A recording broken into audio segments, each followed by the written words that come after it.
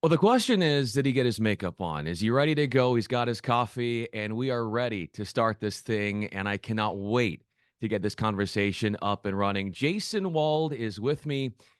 His resume is quite the page turner because honestly, you can't fit everything he's done on a single page. He is one icon in the industry from a perspective of a director and a producer. And we are going to share his story and talk more than just what he does at work, because that's obviously just a part of who he is. I'm Bryan Fenley, a radio and TV presenter. And Jason, I am stoked to have you. I'm looking forward to this deep conversation. What kind of makeup did you use, by the way? I actually barely, I don't even think I shaved for this one. Sorry, Bri. So behind you is a big part of your life. Magic Johnson's jersey. You are a staunch Laker fan.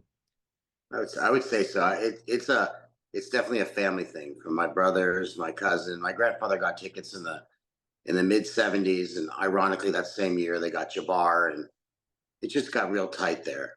We got to see a lot of cool things as a family, and a lot of it was because of this guy right here.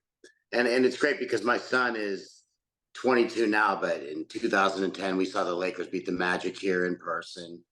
So it's transcended through generations, and we still talk about it. Last night the Lakers lost, but my brothers and my son was over here. We were all texting each other and not so happy. Not But so you move on. you do, and you also put it in perspective because Anthony Davis was not available in that game. But if we were to take that conversation in terms of your love of the Lakers, and obviously you've got a lot of memorabilia behind you, and I'm sure that's not the only jersey that is in your possession. If we were to take it to a tinge of symbolism here, Jason, and think about how many different jerseys do you feel like you've worn over the different stages of your life? How many would you say there are? I mean, there's no real answer to that question because every day you kind of put on a different shirt, which represents the jersey for the day. I will say this: the fact that you mentioned Anthony Davis not playing is a true cliche on life. I didn't mention it, you did, because I don't believe in excuses. I mean, like you win with the team you have, you play with the cards you're dealt, you live the life you have, and you control a lot of it. So, and the other thing is Magic Johnson's jersey is the only jersey I have framed. I've been given jerseys by motorcycle riders who I absolutely adore, but Magic's is the only one I have framed. I believe like the Magic Johnson, for whatever you say on the court, he was the kind of person you want to be as a leader. He made the four players around him better at what they do.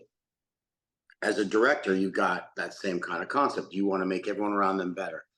He was a smile. He was a great leader in the sense that it wasn't about passing the ball as much as making everyone feel like they're part of the team. And granted, you can't always do that. There's only one ball. There's only one camera to take. But in the end, he's a good role model. He really is in life. And look what he's done with his life. The guy he's a great businessman, but he's never bigger than his britches. He's always kind to everybody. He's very big in his own community, but he's not exclusive to his community. I respect that completely. Like you you take care of your family first, and then your community, and then the world. And he does it all. I respect him a lot. I mean, he's nobody's perfect, but what he does is really great. Over the course of your life, Jason, who's been taking care of you? Hmm. Um, that's a cool question. It's when Max was born, and Max is my son. I started to just love being around him so much that I said, someday when I grow up, I want to be as cool as you. And I think that's really I think my kids, to the extent of having children those years in my life, have taken better care of me because, listen, I've messed up a lot of things during that period. I haven't always been there. I wasn't the best husband. It it's them that made me want to be better. I have an amazing mom. Like my mom is epic. My stepdad's incredible. My brothers are really cool people, and they always will have my back. But I don't think anyone made me better. Anyone inspired me to be better. Anyone was that person, except two little people that I watched grow, and they helped me grow. I joke because like you forget how great a peanut butter and jelly sandwich is, and macaroni and cheese, and just like it's just a pickle. until you have to sit at a table with your kids and they're eating, Kraft mac and cheese, and you're like, damn, that's pretty good. And so, like, the simplicity of being a parent brings you back to it. Look, we can get into that conversation forever. I'm really stoked to be a parent of two extraordinary people. Well, you're a great father and obviously proud of your kids. When do you feel like you're most a kid again? Hmm. I think I'm most a kid at work Oh. because I never played video games. And there was a producer who kind of, when I was I got a really cool task early in my career. When Gretzky was going to break the scoring record, I was the graphic coordinator for ESPN2 for that whole run. And I had this really great producer, total Grateful Dead head. And I always want to be a director. Like, I was going to get there someday. And he always talked about I mean, we're on a podcast. It's like having sex, but it lasts longer and you feel way better when it's over. And it's not altogether true, but there's such a rush about playing this video game of making TV. And the more you do it, the more you're around cooler things. But all along, you're in my position and in his position and any producer or directors, you have to inspire your crew. When I do golf or when I did poker, those are long freaking hours. And those guys have cameras on their back and they're in the sun. I'm in a box that's air conditioning. If I want water, I get water. If I want whatever I need is right there. And same for them, but they're outside and they got to grind. So, I try to pick and choose what I'm saying. I try to pick on my team and make them know that we're all trying to get the same thing done. And it's really, I guess, I'm not sure how to explain it, but until you experience it, when you're doing it and you're trying to get them done, it's better to be funny. It's better to have levity. It's better to show them you can do it and have fun, even at the expense of a subtle mistake that no one knows. Many mistakes are things that we feel that never make the air, but we should have gotten them. And to that, it doesn't really matter. Like, to me, that doesn't matter. In lieu of the fact that my crew had a moment of laughing, and let me tell you, when you do golf and you can make these guys laugh, it helps. So, going back to when I'm a kid, the second I get hired for a show, I know that week I'm free to be me. I mean, my kids are 22 and 19, so when Max is here watching a basketball game, that's wonderful. But he's got his own company and his own girlfriend for many years and his own life, and as he should. And I'm curious to know if he's still eating the PB&J. Wonder if that's still a part of No, the he's a super chef. He comes over and makes steaks for me. He's a great chef. I mean, that's more about like the iconic times of getting your kid to eat something that isn't in a jar and you pass them, like the first time you give them a lemon and you see that face. First time they eat ice cream and it's like the taste buds in their body have never been activated like that until they've had ice cream, and all of a sudden, like, wow, is watching that.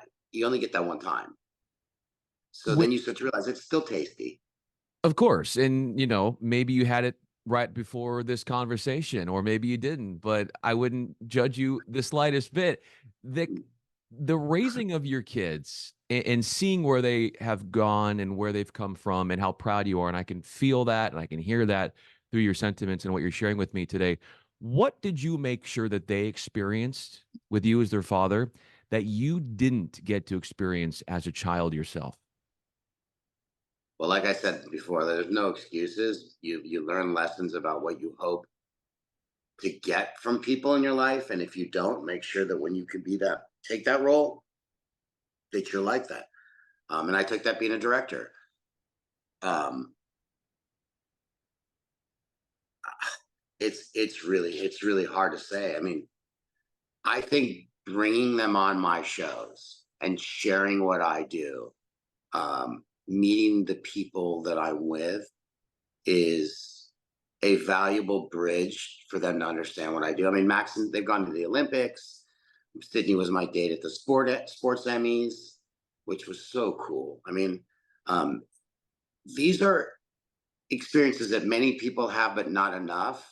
And so I think we talked about it a little bit yesterday, and I talk about it a lot when I lecture with kids that about careers that travel is it's quality over quantity. You're not going to be able to greet them every day when they come home from school, But on those days, pick them up at school. You don't have to bring them gifts because as much as they like gifts, it's laying on the floor with them when they're little. It's throwing the ball at them even though you're tired. And trust me, I would give anything to shoot hoops with Max right now. So it's you only have so many. You hear this all the time, but there's so much. There's only so much time. So and I'm not married anymore. My ex and I we split up about 6 years now. But for all that didn't work in the marriage, she raised really amazing kids. And I mean, I don't not take credit, but let's be real. I mean, she was there every single day, and I'm not saying it. You could ask every single teacher they've ever had. You could ask every person who's ever come across them. The validation of their reaction is my success. It's not very few parents will say my kids suck, but when you hear from other people in a way that that is truthful, they're not. There's no reason to say they do. My son's very. He scored very high in all of his classes. He went to a cool university and studied what he wanted. He started his own company, his own way, and they're killing it. It's inspiring to watch the people that you raise that you're madly in love with be successful. That's the coolest thing. There is there's no award in life that some committee can give you that's greater than that feeling. And I'm not even a spiritual person, certainly not really religious. I mean, I'm proud to be the religion I'm in. I am, but what is so gives me a belief that there's something extraordinary is the fact that like this person can come in your life, your child, and completely rock your world. And rock it like to the point where whatever turbulence is there, you need to get rid of because this is your new like life. So it's a cool thing to have my two kids and kudos to my ex for raising two awesome kids. And I mean, she had to do without me there a lot. In the end, though, it is a joint effort, Oh and yeah. in an industry where I feel like oftentimes some and not all, or at least we strive not to just be me, me, me. It's really telling to hear the way you are so much taking your success and basing that on the vitality of others, not just at home with your family, but I see that with your work. You feel your best when you're helping the others around you succeed. And if there's a theme, that's one of them that I want to touch on in this conversation. And the other theme that I'm really curious about, and it stems from something you talked about earlier about what you wish you could do with your son right now. Who is the better three-point shooter? If you were to get Max Oh and my yourself god. out there, He would who do kill I go me. for? Max is like he's my kid, so like everyone's kid's the best. Max is extraordinary. I don't even I was a baseball player. He could probably hit. He's just one of those freak friends you have that like whatever they do, they're really good at, and he's just humble. But he's really good at basketball. And you can ask his coach. He's one of those guys that when he learns something, he never forgets it. You don't have to tell him twice, and he applies it. He kick my ass. I mean, that's like recognizing where you're strong in life is important, but knowing where you're weak and don't go there is just as important. I will be rebounding for him and feeding him his jump shots. He asked me last night if I coach his men's team, And you which said, like don't get me going. I mean, I cried. I mean, like, that's until you and every dad who would ever I don't know who watches my silliness, but whoever would relate to the fact that that has a meaning that has no words. So I'll just say it, I'm stoked. And I will delay travel for their games. I will fly red eyes for those games. You think those games have any meaning? No, but they do to me. I asked if I could videotape him, and he said no. Because I have every game on tape. And um, look, you carry your pride however you want. Mine, my pride is in them. So, and you talk about giving in my career. I'm really lucky in the position I'm in for two reasons. One, because I was taught by the people that now help me be better at what I do. The camera guys I guess you could say like I was taught by the wolves. I was taught by the people that are out there grinding every day. They educated me on how to be a director as a human, and a lot of them really taught me how to execute the things I do. And along the way, there was a lot of young people that had no opportunities, but they were my friends, and they were helping me. They would sometimes they would even wait for me and drive me home because I was young on the list. And what's great about that is those that were there are now some of the best camera operators, the best up because it was my turn to find people to elevate, and they got the opportunity. Now, like one guy's the crane guy for NBC Sports, another guy's the lead Elvis operator, another guy's the lead handle for CBS, or one of their leads, and it's a total in my religion. It's a total mitzvah. You just give for no reason, and all of a sudden, it strikes you in the heart is a good thing. And it's true. You don't realize it until it comes back at you with a smile. And so watching and doing golf again after 10 years of not doing it or 8 years not doing it, I've reunited with all these guys.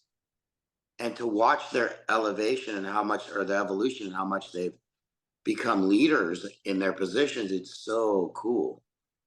I was texting a bunch of them today. In fact, just telling them how proud I was of them. What is it going to take for you to take just a little bit? I'm not saying you take all the credit for where they are and what they've done and your role in their life, but what do I have to do? What do people around you have to do for you to at least hang on to a little bit of credit for what you've done in sparking other people? I don't do I like sure do I need it? Like that's the thing. Like in my life list of things in life that I would love and need, like a text from a guy named yesterday named Kurt Miller, just a young kid who carried somebody's backpack around with an RF pack and drove a golf cart and sticks, grabbed a camera one day and did a nice job. He's now a great guy, but he wrote me. I'll never forget that. I don't need credit. It's that. It's like I said, it's that bridge that unless you're in my world, unless you're in TV and you work the way a lot of us do, you wouldn't understand what that really means to you. Because there's people that are mine above me that I still write and say thank you to. Because I wouldn't have so many of these life incredible experiences if they hadn't done for me what I love doing for them. And now that as a parent, like for them, if you imagine like they were the parent that gave their kid, they were enjoying it more than I was because I now realize how much I appreciate their success. And I hope that makes sense. It's that same bridge, it's that same path of life, that as happy as I am being a director, I'm super stoked and way happier that my son has this incredible evolution of a company that he's created with one of his best friends, who ironically they've been playing basketball together since they were 9 years old. What are they working on? They started a clothing company, which is it's like I call them my Steve Nashes because everywhere they go, people say it's impossible, and I say someday you're going to be the MVP. So Max went to FIT in New York. He got a degree in menswear and a degree in international marketing. He can make anything, and it's don't ask me how. Like it's just like his basketball skill. I have no idea. His creativity is extraordinary, and so is Brandon, his business partner. And so they love underground rap. That's their shtick. I don't get it. I wear their clothes. I don't know what it means, and I hope I'm not offending anyone. But they make these one of a kind, unbelievable pieces, and they send it to the artist, cold calling them, and they say, "We want to make your merch, and this is the way it'll be. We'll develop your website. We will. This is Max's business plan. We'll develop your website. We will create a way that we can sell it on Shopify. So the money, no one touches any merch. And then we will. It's called a drop. So then they have the merch, and then when the drop's over, then they make the merch. So they only make as much as sold, and it's working. Like they throw bait in the water and they catch fish. And I shouldn't say that analogy because these are great young artists who believe in my son and Brandon. And the cool thing is that Max comes to them with an Excel file about the sales and the sizes and the breakdown and the money. So these kids have never really made money before. And so Max had his own line of But now they're reaching out to bigger and bigger artists. I beg them to find some athletes, for personal reasons. They're going to do merch for some of my shows. So and this is not, Maxwell Wall does not get the work unless he's good and he knows it, but he's good. He's, they make their own shirts. Like he drew his own design, cut, cut the drawings, made the sample, and then sent it to a company, I believe in the United States to have them manufactured. And that's how they want to make their product. Now they're going to buy bulk in other ways. He's got a cool business plan. I don't understand the industry, but the bigger picture is a little like me. He did it all by himself. There was no like Wald family clothing line that helped him. He just did it because he loved it. And I love sports and I love being around it. And it's been the same thing. Besides some of the clothing that he has made and that you have and that you wear, what else is in your wardrobe? Oh my God. You know what? I think most people will tell you I'm very Bass Pro Shops is my Oh, I just feel like it's a car gets you to where you need to go. I like certain things, but they're not very expensive. Like good food, like good tacos and good is not expensive. I wear a lot of Tommy Bahama. I wear a lot of like this. I wear a lot, but I get it at the outlet store. I mean, I'm not a money guy. I'm probably really bad with my money because it doesn't really matter to me. I love doing the job. I'm stoked I get paid what I get paid, but I'm more stoked that I can take care of my kids still. I don't have a big place right now because the divorce, and it's kind of nice to live in a little cave for a little bit, being single and happy. Um, but in times that'll change. But my clothes are pretty Hawaiian style. I think I told you yesterday that on Fridays, most of us in the industry wear aloha shirts to honor those that have passed. Which, if you look at like life's traditions that are kind of cool behind the scenes in the industry, I find anyone to prove something cooler and more heartfelt than that. You can see, like, if you watch a golf tournament, you can't at Augusta this week. This is a bad example. There's rules. But most golf tournaments, you'll see some buffoon in a fairway with a Hawaiian shirt on, and no one will say anything because there's a reason. Now, granted, we all love wearing the aloha shirts, and I shouldn't say buffoons. I mean, I'm as big a buffoon as them because I'll wear it in the truck too. But so when you ask what my wardrobe is, my wardrobe doesn't define me. It covers me because you're not supposed to be naked a lot. So that's pretty much it. And you left the PJ Tour. You get a lot of cool golf shirts and stuff. I don't. I always say, you know what? You give this to somebody else. When they give hoodies away, I'm all over it. but It's just my doesn't style. I like hoodies and I'm cash. doesn't what you say take on a larger meaning? Because in essence, Jason, you're not a superficial guy. Like there's a lot of depth to you. So you're talking about the clothing that you're wearing, and it's just something to cover up whatever you want to wear or your body or whatever. But really, that seems to be just a small token of how you live your life, where you're not invested in superficial things. You're beyond that, and the scope and the depth obviously comes with an empathy and challenges that maybe you've gone through, things that might have been really tugging on somebody. And when you look at some of those big challenges in your life and what they were, how have you been a better person because of that? And I can reverse engineer that by saying I have really one hero in my life. His name was Vince Scully. He was announcers for the Dodgers. And there's nobody that like impacted me in more unique ways throughout my life. Like when I was a little kid, I listened to him at some magical moment in 1993. I got to work with him, which was like you talk about like pinnacle moments of my life. That's one of them. I mean, obviously the birth of my children's way up here, but in my career, just to meet Vince Scully and as magical as like a guy that I hold in such self-esteem was, he was a sweetheart. He was a great man. And he, I mean, I went through some really nasty stuff in my life, some really hard stuff many years ago, and even recently in certain ways. Um, but he did say, if it doesn't kill you, it makes you stronger. And I live by that. Like, if I if I can Walter Payton, if I can stand up and act like just get back up one more time, um, I'm gonna win. So there's a lot of shitty things to go through in life, and I'm not going to compare what anyone's gone through. But I feel like Susan and I went through a really bad thing, like the worst thing a couple can go through, and we both came out differently. But you know, we got magic. We got our little girl Sydney came out of nowhere, and she's better than the future president of this country. She should be the president of the world the way she is. She's just incredible. But it goes back to like I won't let something. I won't. You lose a lot, but I won't be defeated. Like I will keep. I'll keep like the Lakers last night. I will still stand up because I have 17 titles and I will get my 18th.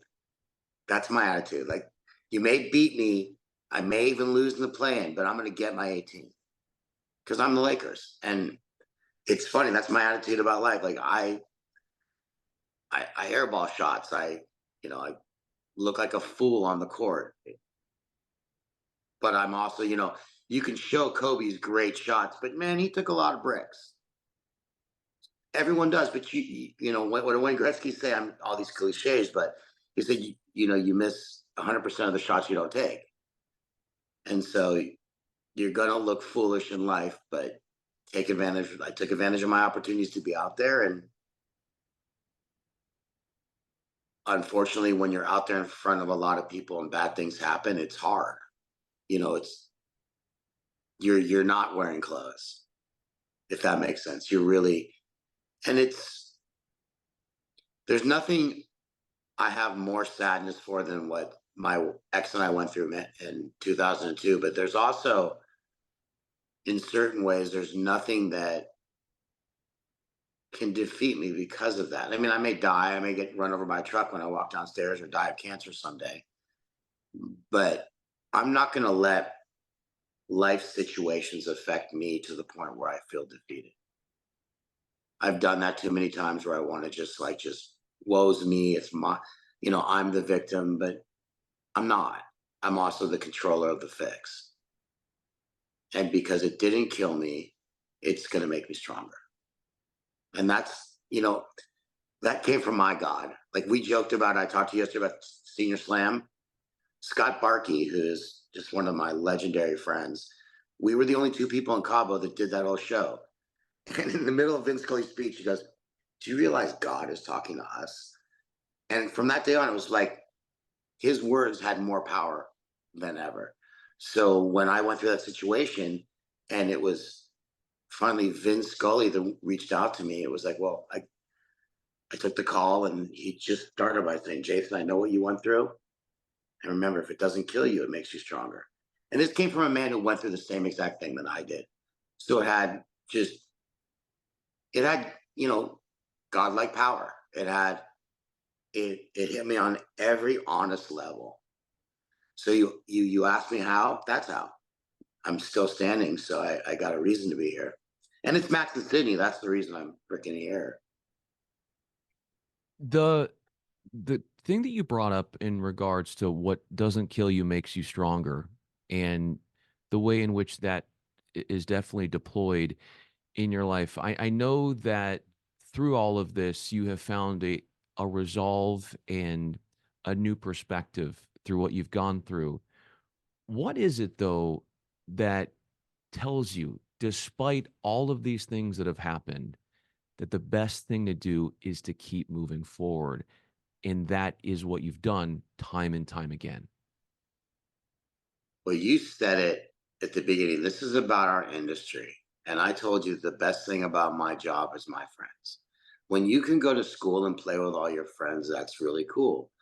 All of a sudden, you got to get a job and work with all these douchebags. Well, I'm working with fucking cooler people than I ever went to school with. Now, I wouldn't say cooler like, we're going to go out and get women or anything like that, but these are like the most fun, funniest, and some of them are total, whatever. But we have the most honest, wholesome, for the most part, caring group of people you could ever want. So when you lose someone in your life or there's a tragedy in your life, you want to be around some people that won't let you fall.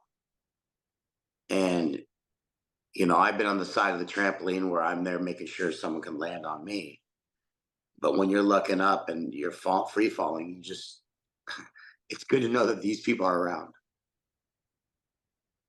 What words do the most comfort to you when they're said to you during certain times wherein you're in need of that reassurance? You know what's really cool? That's a great, great question.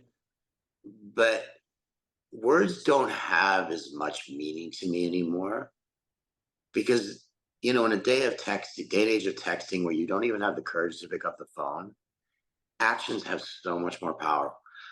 One of my dearest friends, his name is Joe Lyons, and you may even know him. He's I love Joe. He's a Joe, wonderful human being.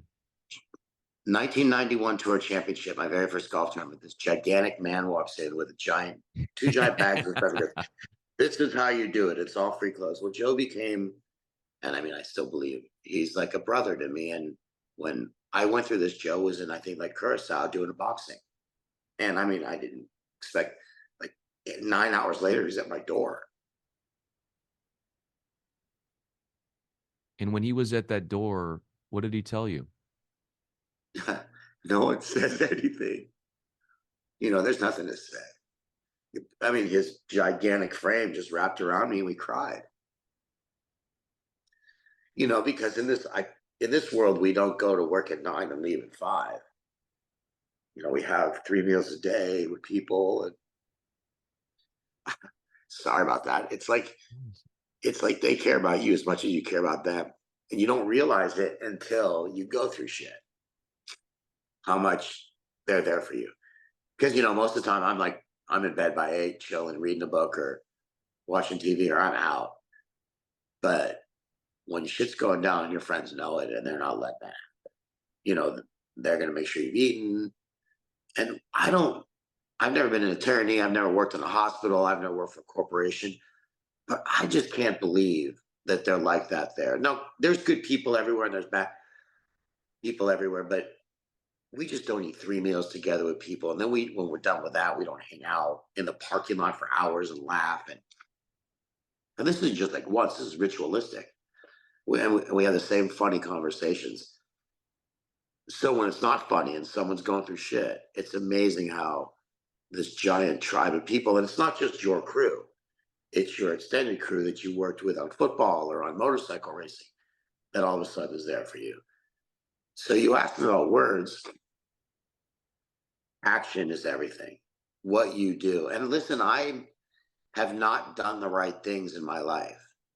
And that's why when you say things, they have less value than doing the right things. So, I mean, when Joe Lyons stood at that door, I mean, it was, what are you going to say? You don't have to say anything at that point. It's pure love. He didn't do it because he was getting a paycheck. He was doing it. He lost a paycheck, cost him money. I mean, but which is, I mean, zero relevance. And so, but he made the sacrifice, and so did lots of people. But those people did it because they're not my colleagues, or they don't work for me as they're my friends. Like, this is a job where you work with your friends.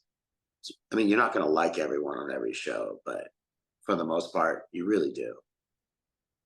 You So, I said mean, I don't mean to get heavy like that, but it's really, even in the world of dating, to me, actions are so much more. Just being good. It goes both ways, though. there is a heaviness that these conversations take. So Sure.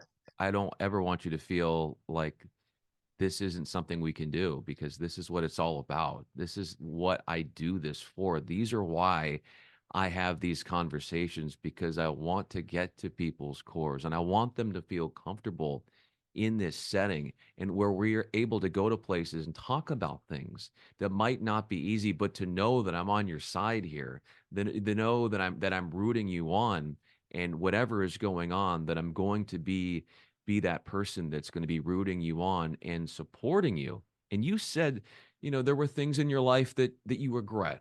There were things that you wish you could have done differently. I know you had just said that moments ago. How has your relationship with regret changed in terms of maybe the kindness that you find more so in the face of regret, and how that dynamic, the kindness and regret, how that's morphed over the years? I think when I say regret, I think it's more in the chronological moment that I've been working with, and I'm really proud to say this. I work with he hates the term life coach. He's a former, he's still an actor. He's an actor, and he works with different people in our industry about getting their shit together. Um, a lot of really more established people than me, but I met through a mutual friend. I talk to him every Monday night, and he changed me from the inside out.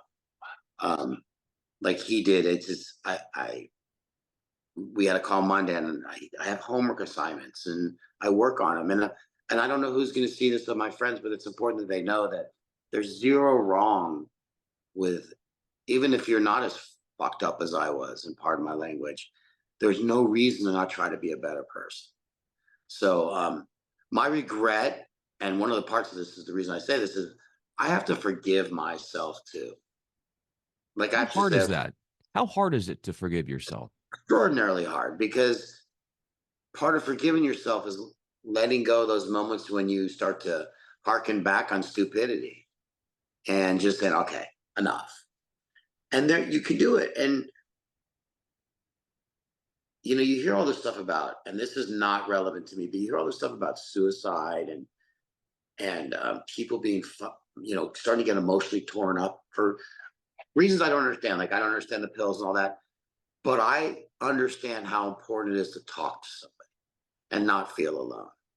And when you start to realize that you're, you're not the only person that's ever been without money for a while, you're not the only one that's felt alone, you're not the only one that's divorced, you start to kind of align the stars and say, okay, well, then this guy made it through, and get perspective. And so when I say regret, I regret that I did it. But I mean, if you're going to regret things, then you should congratulate yourself on the things you did right. So, like, I think in my ledger, I think I may still be on the plus side of doing the right things. At least I hope so in life. And I think my legacy are my children, but I hope the good legacy are the positive memories I left with my friends. And my friends are my colleagues. I mean, I really mean that. Like I love being around the people I work with. I just think it's funny. They're creative. They're When you think you're witty, there's someone that'll outwit you because they're all freaking geniuses in the art world. The world of making TV, and they have different political views that can be annoying. And we're not talking politics, but it's funny to just to hear how much alike we really are. So you can tell this world is mine, and I couldn't imagine not having it. There's this foundation that I feel like this conversation has taken, and that is you are never alone.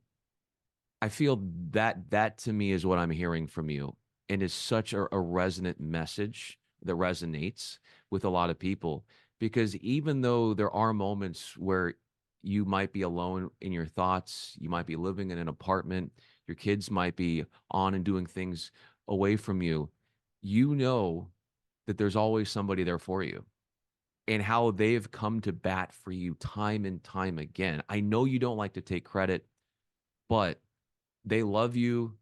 They want to support you. And it's a beautiful thing to see. And I think a lot of people can learn from that. And I will say, as we wrap up this conversation, Jason, I can guarantee that Joe Lyons is going to watch this, because Joe Lyons was one of my first guests. He has become a mentor, a friend, and a father figure. And he has been so supportive to me since I've gotten to know him. And he watches all of these. So Well, Joe is going to have a yeah, blast watching this. you know, I mean, I think if you ever invite me back, we should just do a whole talk about the Joe Lyons episode. I'm down. But we shouldn't record it. Let's just not record it. That's- No, no, I listen. I appreciate what you said. The it goes back to my the culture of Judaism is giving, and even though I feel like at times I've taken when I shouldn't have, as I get older and I'm more focused on giving, it feels a lot better. Like I'm much more content the last couple of years of my life, um, and for all the people that were there for me, I feel more excited that someday I could just help them in some way because loyalty is two sided, and it's just so rare that I'm the recipient of all this loyalty and you can't give back. Like you just in the moments you go through those some bad times, you're not in a place to give. But when you see this overwhelming siege of kindness coming from the globe of colleagues that we have, it's extraordinary. And yeah, the top of the mountain of the industry is guys like Joe Lyons, who makes a killer living, but he'd give it all up for any one of us in a second. Always has, always will. Um, so we're blessed. We are, and you're really good at what you do. By the way, you really Thank you. are. I You're appreciate that. like the sports Howard Stern. You asked the right question. Hey, You asked the you right could question. you Just could don't be say too liberal. hey, I am welcoming of everybody. This is what it's all about. You know what I like to consider myself, Jason, as, and oftentimes people will come on with me and said, and you might agree that they had a free therapy session. So I might have been like a pseudo second life coach for you in this conversation. The only reason I'm not going to comment on that because I don't want to get a bill from you now. No, no, and the thing about it is you have to understand when I talk about his name is Kirk Ashley. When I talk about Kirk, he makes a very big chunk of change for people, but he also knew that part of my situation was financial. He's never taken a dollar from me, and he's in Australia. And every single Monday night, he gives an hour to two on a Zoom call to me. My mom sat next to me when I was in LA and cried to him. I mean, you know what? You're never too old to be a better person. That's like there's the end of this lesson. And when you're surrounded by such freaking cool people like I am, it's almost like you have to be a better person. And to have that consciousness says a lot about you and your development and your self-awareness. And yes, a lot of people have come to your aid, but you have reciprocated and will continue to reciprocate that for your family. And I know we started this conversation talking about you've got Magic Johnson, the jersey behind you. One of the jerseys that you wear is one where it comes to work and you have your own team, your own version of Showtime Lakers. Not only are you sparkling with great content on the screen, but you are there for each other and running one good play after another. Although I'm not sure who's playing Kareem Abdul-Jabbar, but whoever is there is dominating all of you. Jason Wald, I'm Bryan Fenley. Jason, thanks so much for doing this, man. Brian, you're awesome, man. Really did a great job.